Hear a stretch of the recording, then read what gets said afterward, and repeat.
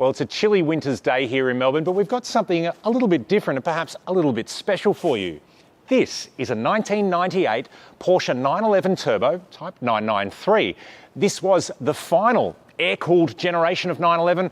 This was the first four-wheel drive generation and the first twin-turbo generation of 911s. It's a very special car, but it's also an incredibly iconic and collectible car.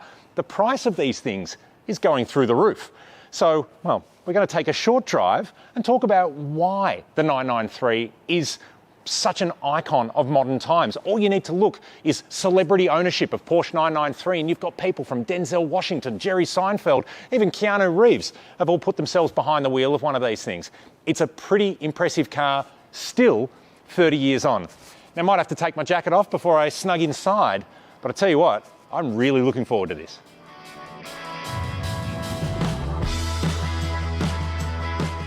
The 993 was the fourth generation 911 model and was produced between 1994 and 1998. This was to be the final iteration of the original air-cooled 911 design. It dates back to 1964.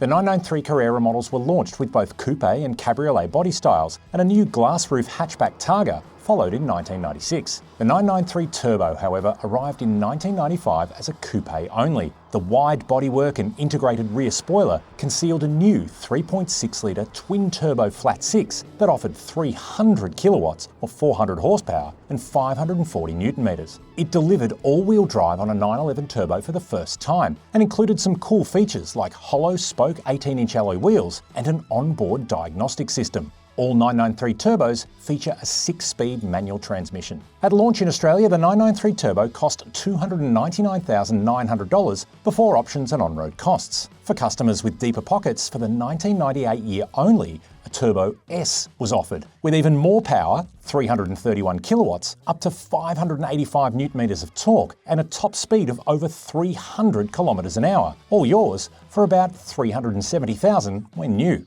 Today, though, prices have climbed significantly, with our 1998 example asking close to $600,000. So let's wind the clock back 30 years. This came out in 1995. This is a 1998 model here now. And at the time, the 993 generation, that was the final air-cooled 911 generation that moved then to the 996, wholly new car, water-cooled engine, complete redesign. So already the 993 was a bookend to what Porsche could do with this platform.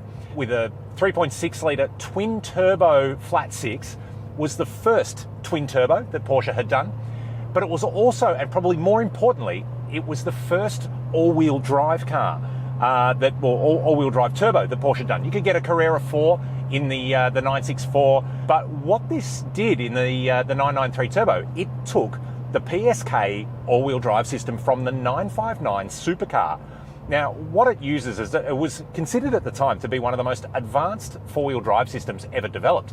And it uses a series of clutches. It's basically 40% front, 60% rear drive in standard modes like we are now.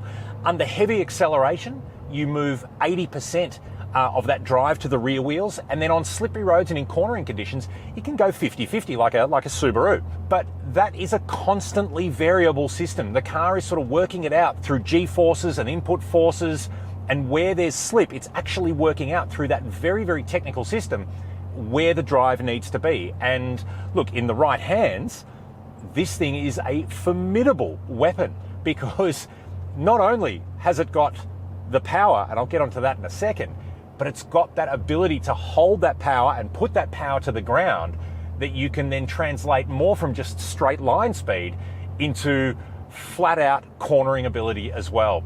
And I think when you're looking at what Porsche could do with this car, and did do with this car, is not only was it the end of the air-cooled generation, it was the start of the techno generation of what a Porsche 911 could mean. And that was always the key. So let's talk about power, because honestly, Porsche Turbo, that's where you are. This was one of the fastest cars in the world when it was launched some 30 years ago. You've got 300 kilowatts from that 3.6-litre twin-turbo flat-six, 540 newton meters that peak at around 4,500 RPM. So you've got to work it to get there, the car has a power to weight ratio of 200 kilowatts per tonne, which puts it in line with a modern 911. So you think 30 years ago, this car was already showing that level of performance in that amazingly accessible way. But what you get in this that you don't get now, and I suppose this is some bad, some good, you got to build that boost pressure, and then it comes on. You get, well, it's the end of the turbo lag generation. And look, Porsche would move into variable vane turbocharger impellers. They would look at things to try and reduce that lag, and have done so now, where you can be in a modern Porsche, which is turbocharged in any Carrera. It doesn't need to be a turbo, and you've got the response envelope that basically eliminates any of that lag that you had in earlier turbocharged cars. But I got to tell you, having driven plenty of modern things, whether it's petrol, electric, turbocharged or not, and that immediate onset of response, yeah, cool, it's good, but there's something kind of exciting and engaging about this car that you're waiting for it to happen. It's that sense of anticipation that you know something good is that it's right around the corner, and you've got to work that little bit harder for it. And I reckon in terms of where that places you as a driver, you sort of get shocked still today by that onslaught of response as the turbocharger comes on boost, or the turbochargers come on boost. And I think it's that really makes this car a forever appealing driver's car. Now it's this rush, like whoosh, and it just goes, like, you literally have 500 RPM to do anything about it. It comes on boost at a bit above 4,000 RPM, and then you're basically needing to change gears by sort of that 5,500 RPM ref range, and you've just got to be on it. You've got to be ready to go and to shift. You need that road to be opening up ahead of you. You don't need slower traffic. You don't need speed limits. This car on an autobahn in Germany, where you can travel at whatever speed you like, using that acceleration as much as you want, I tell you what, it would be worth going there and doing that just for that once-in-a-lifetime experience. Now, it's not just the powertrain of the 993 that makes it an exciting and entertaining car to drive. This is all still very analog. You've got this, basically it's just hydraulic-assisted power steering. There's no electrical kind of, override that you get in a modern car, and it still feels quite heavy for a little car and a light car. We're about 1,500 kilos. But it's so direct and so nice in its immediate delivery. We'll give it a bit of gas along here. Do you know what? Second gear, rush. Third gear. And you can hear it. You can hear the blow-off valves. You can hear the induction. You can hear it all working behind you. And look, that's part of the thrill of an early 911. It's like nothing else, and you really have that all about the driving experience with this car. You could putt around town as much as you like, keep it off boost. It's like driving a regular 911, but build up that pressure, get this car singing, and you've got that rush.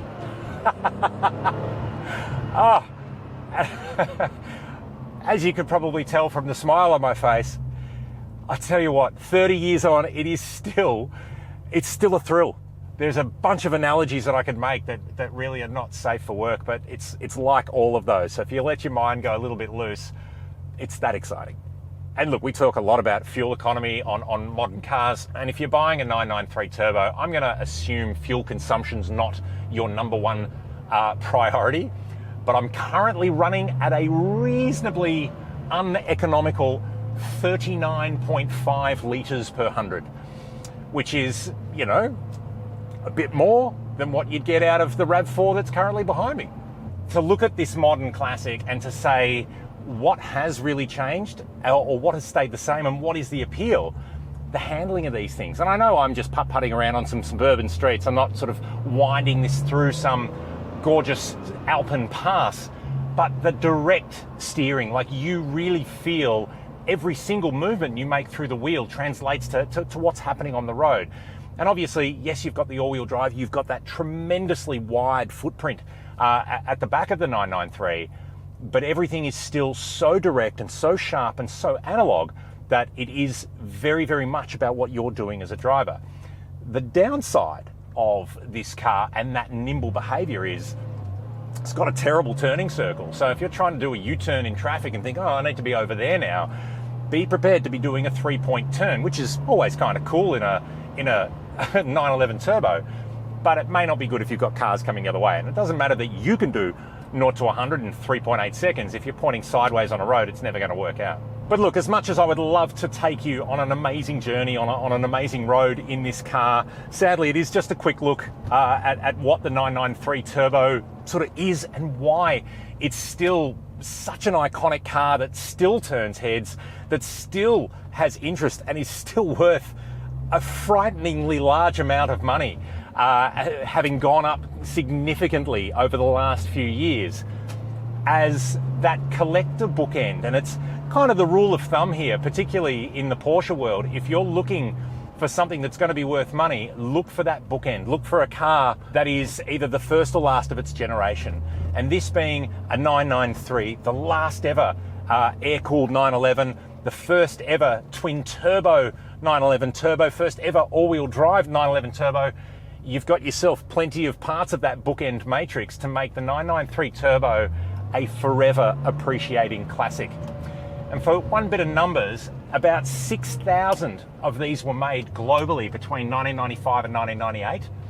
40 came to Australia. That makes it very special. I tell you what, you never get sick of driving one of these. But before we go, check this out. If you are looking for a classic Porsche and your friends say, show us what's under the bonnet, just remember, you can't actually see anything in the 993 Turbo. All you've got back there, really, that flat six is hidden down and underneath, but look at that intercooler. It is all business back there under this, can I say, delicious rear end of the 993. It still makes it not only one of Porsche's most collectible cars, but probably one of the most cool and, I guess, timeless designs. The way that those fat hips, that really cool integrated spoiler work with the 993. This is why the 993 Turbo is a proper, bona fide modern classic.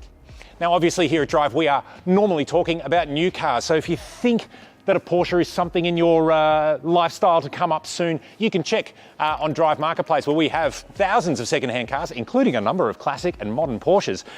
But for now, what I'm going to leave this with you, we'll put some details about the 993 and show you the iteration of Porsche turbos throughout history. But I want you to come back to me with this. What turbo do you think is the definite generation? Is it the original 930? Is it the bad boys 964? Is it this car, the 993 Turbo? Or are you moving into some more modern territory in 996, 997, 991, and of course the current 992 generation? Let us know in the comments below, and hopefully we can get our hands on one of those next time we go for a modern classic drive.